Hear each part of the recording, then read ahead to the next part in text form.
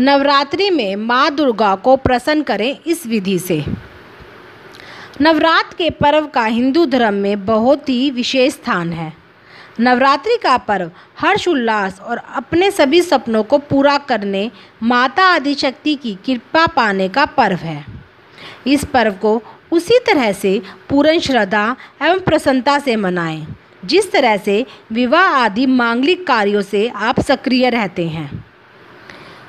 इन दिनों यदि आप नवरात्र के सभी व्रत न भी कर पाएँ तो कम से कम पहला और आखिरी व्रत अवश्य ही रखें और प्याज, लहसुन, मांस, मंदिरा, बीड़ी, सिगरेट, तंबाकू और पान मसाले आदि व्यसनों का बिल्कुल भी प्रयोग न करें। इन दिनों यह विशेष ध्यान दें कि आप क्रोध बिल्कुल भी ना करें और घर में भूलकर भी कलह कलेश न हो। जिस घर में कलह होती है वहाँ पर माता को आप कैसे बुला सकते हैं। नवरात्रि में माँ दुर्गा की आराधना की जाती है। जो भी व्यक्ति नियमित रूप से इन दिनों में पूजन और उपाय करता है उसकी सभी परेशानियाँ दूर हो जाती हैं। देवी को प्रसन्न करने के लिए पूजन कर्म के साथ ही कुछ अन्य उपाय भी बताए गए हैं। इन शक्ति के दिनों आप कुछ बातों का ध्यान रखते हुए जीवन के सभी संकटों को दूर करके अपना जीवन असीम आनंद से भर सकते हैं। शास्त्रों के अनुसार जिन कन्याओं की उम्र 2 से लेकर 5 वर्ष तक की होती है वे साक्षात देवी माँ का स्वरूप मानी जाती हैं। नवरात्रि के दिनों में इन नन्ही कन्याओं के पूजन की अत्यधिक महत्ता है। यदि नवरात्रि में इन कन्याओं को उनके मन भावन उपहार, दान, दक्षिणा देकर खुश करेंगे तो माँ नव दुर्गा खुश होगी और इच्छाएं पूरी करेगी। नवरात्रि के 9 दिनों में अलग अलग वस्तुएं कन्याओं को भेंट में दी जानी चाहिए। नवरात्रि प्रथम दिन कन्याओं को सुगंधित और ताज़ा फूल भेंट में देना शुभ होता है। इसके साथ ही कोई श्रृंगार सामग्री भी अवश्य दें। विद्या की देवी माँ सरस्वती की कृपा प्राप्त करने के लिए सफ़ेद फूल कन्याओं को भेंट स्वरूप दें। अगर धन संबंधी कार्यों में सफलता पाना चाहते हैं तो लाल पुष्प देकर किसी कन्या को खुश करें। आत्मा या मन संबंधी इच्छाओं को पूर्ण करने के लिए लाल पुष्प कन्याओं को भेंट स्वरूप दें। नवरात्रि के दूसरे दिन कन्याओं को फलों का दान करें। इसके बाद कन्याओं का पूजन करें। लौकिक अभिलाषाओं की पूर्ति के लिए मीठे फल अथवा पीले रंग के फल कन्याओं को भेंट स्वरूप दें। संन्यास और वैराग्य की प्राप्ति के लिए केला अथवा नारियल कन्याओं को भेंट स्वरूप दें। फलों का दान करने से व्यक्ति की स्वास्थ्य और धन संबंधी कामनाएं पूर्ण होती हैं। ध्यान रखें, फल खट्टे नहीं होने चाहिए। मीठे फलों का दान करें।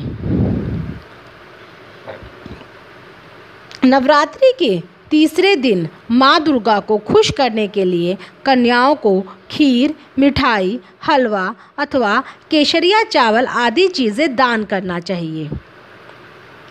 नवरात्रि के चौथे दिन कन्याओं को वस्त्रों का दान करें।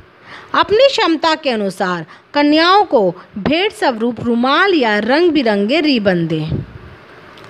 नवरात्रि के 5वें दिन अखंड सौभाग्य की चाह रखने वाली महिलाएं और निसंतान दंपति संतान प्राप्ति के लिए छोटी कन्याओं को 5 प्रकार की श्रृंगार सामग्री भेंट करें, जैसे खुशबूदार साबुन, काजल, नेल पॉलिश, टैल्कम पाउडर, बिंदिया, चूड़ी, मेहंदी, बालों के लिए क्लिप्स इत्यादि चीज़ें दी जा सकती हैं।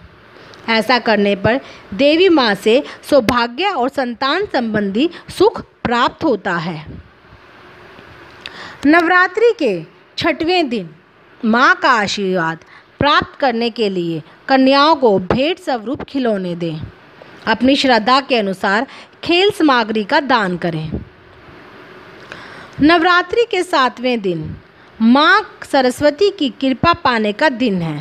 इस दिन कन्याओं को शिक्षण सामग्री का दान करना चाहिए। Pen, sketch pen, pencil, copy, drawing books, water बोतल, कलर बॉक्स आदि चीज़ें दान की जा सकती है।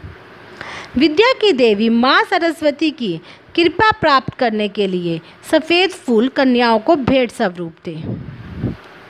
नवरात्रि के 8वें दिन आप स्वयं किसी कन्या का पूर्ण श्रृंगार करें और उसका पूजन करें। इस दिन कन्या के पैरों का पूजन दूध से करें। पैरों पर कुमकुम, चावल और पुष्प अर्पित करना चाहिए। कन्या को भोजन कराएं और सामर्थ्य के अनुसार कोई भी भेंट भी दें। नवरात्रि के अंतिम दिन माँ दुर्गा को खुश करने के लिए कन्याओं को खीर, मिठाई, हलवा अथवा केसरिया चावल आदि चीज़ें खिलाएं।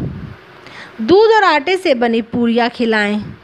कन्याओं के पैरों में महावर और हाथों में मेहंदी लगाने से देवी पूजा पूर्ण होती है। पूर्ण पूजन के बाद कन्याओं को अंत में लाल चुन्नी भेंट करें। जो भी व्यक्ति इस प्रकार 9 दिनों तक कन्याओं का पूजन करता है उसके जीवन में कभी भी दुखों का सामना नहीं करना पड़ता।